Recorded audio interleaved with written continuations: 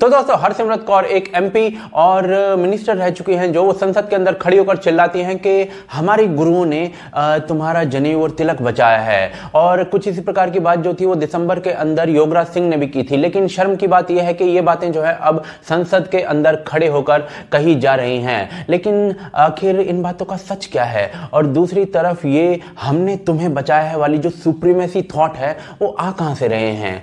सारी सच्चाई आपको इस वीडियो में जानने को मिलेगी कि ये चीजें शुरू कहां से हुई हैं। तो दोस्तों हरसिमरत कौर ने संसद के अंदर खड़े होकर ये कहा, लेकिन उसे दिखाने से पहले अनुरोध ये है कि इस वीडियो को अंत तक देखिएगा तभी चीज समझ में आएंगी। सर तिरंगे में लहराया तो वो आप कहते केसरी लगा दिया, तो ये वही केसरी है जो आपके प्रधानमंत्री जी और वर्ल्ड लीडर अपने सिर पे लेके घूमते हैं। उस निशान साहिब को आपने केसरी को कटहरे में खड़ा कर दिया, जिस केसरी करके सा हमारे 9वें गुरु ने ठीक लाल किले के सामने, ये एक सीट ऑफ ऑपरेशन है हमारे लिए, सीट ऑफ टिरनी है, जहां से हमारे 9वें गुरु की शहादत का ऐलान किया गया था। और क्यों शहादत हुई थी? आपके जनेऊ और तिलक को बचाने के लिए हमारे गुरु ने शहादत दी।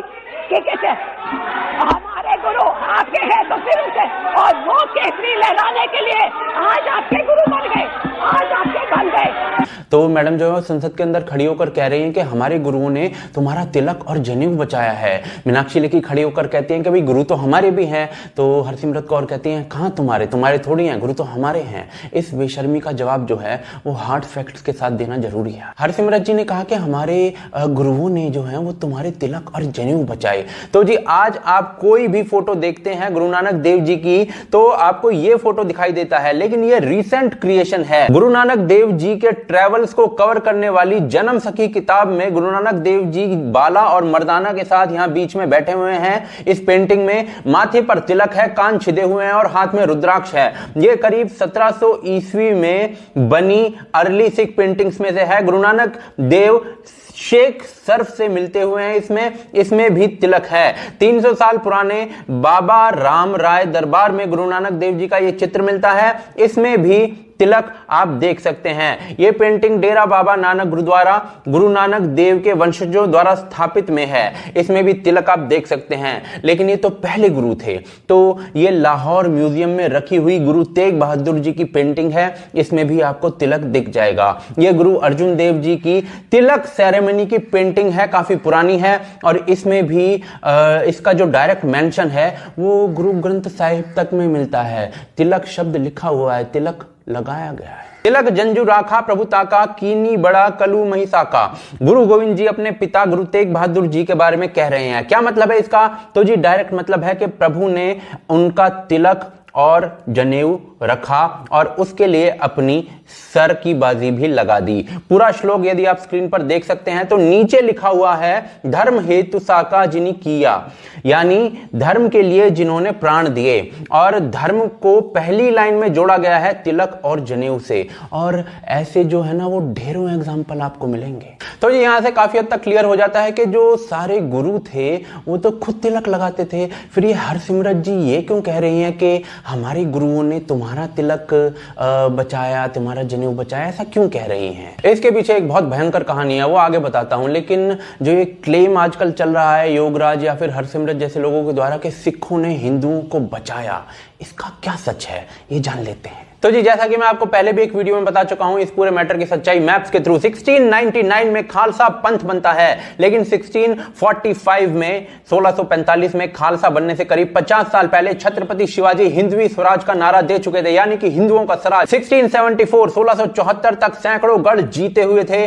और 1680 के मैप में हिंदवी स्वराज थोड़ा बहुत दिखने लगता है। बाकी पूरे भारत का मैप जो है आप देख सकते हैं पूरी तरीके से मुगल साम्राज्य छाया हुआ था। 1680 में छत्रपति के देहावसान के बाद औरंगजेब हिंदवी स्वराज को खत्म करने के लिए लड़ाई छेड़ता है और यह लड़ाई जो है 27 साल 27 ईयर्स चलती है। 1607 में औरंगजेब की मृत्यु पर खत्म होती है, जिसमें हिंदवी स्वराज जीतता है। 1707 में भारत का नक्शा यह था, हिंदवी स्वराज जो था वो चमक रहा था 27 साल की लड़ाई के बाद। औरंगजेब आखिरी ताकतवर मुगल शासक था। 27 साल तक लगातार हिंदू सेनाओं के साथ लड़ने के बाद औरंगजेब की जो मुगल साम्राज्य था वो पतन के लिए बढ़ चुका था और उसके बाद मुगल साम्राज्य में कोई भी ताकतवर शासक नहीं आया। 1708 में पहली बार बंदा सिंह बहादुर, जो कि एक डोगरा राजपूत थे, उन्होंने सिख साम्राज्य की नींव डाली थी। 1740 तक भारत का मैप ये था। भगवा कहां तक पहुंच चुका था आप देख सकते हैं। इवन मुगल शासक भी इसी साम्राज्य के कहने पर चुने जाते थे दयापूर्वक।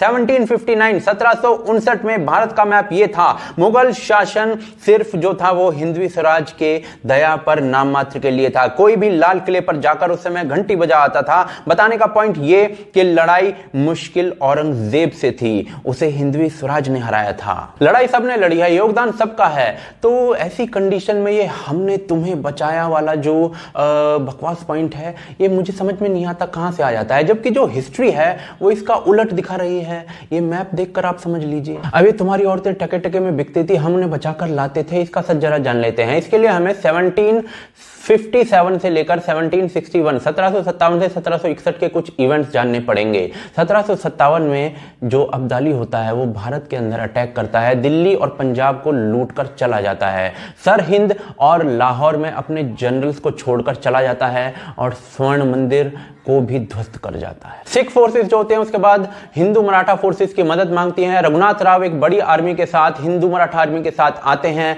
और सिख फोर्सेस के साथ मिलकर सरहिंद को कैप्चर करते हैं और उन्हीं अब्दाली की सेना से जो है गोल्डन टेम्पल की सफाई करवाई जाती है, जहां वो मृत गाय छोड़कर गए थे, उसे ढाकर गए थे। यही नहीं, हिंदू फोर्सेस सरहिंद पर नहीं रुकती, वो अटक तक फतेह करके आती हैं और इसी वजह से 1759 में ये मैप दिखाई आपको दे सकता है। लेकिन इसी बीच में सिख फोर्सेस और हिंदू फोर्सेस के बीच में कुछ प्रॉब्लम्स भी आती हैं जो कि हमें दिखाई देती हैं 1761 की तीसरी पानीपत की लड़ाई में। यह लड़ाई अब्दाली जो है दिल्ली आकर लड़ रहा था और एक्चुअल लड़ाई जो होती है पानीपत में होती है। हिंदू मराठा फोर्सेस इसमें इकलौती फोर्सेस ऐसी होती हैं जो भारत की तरफ से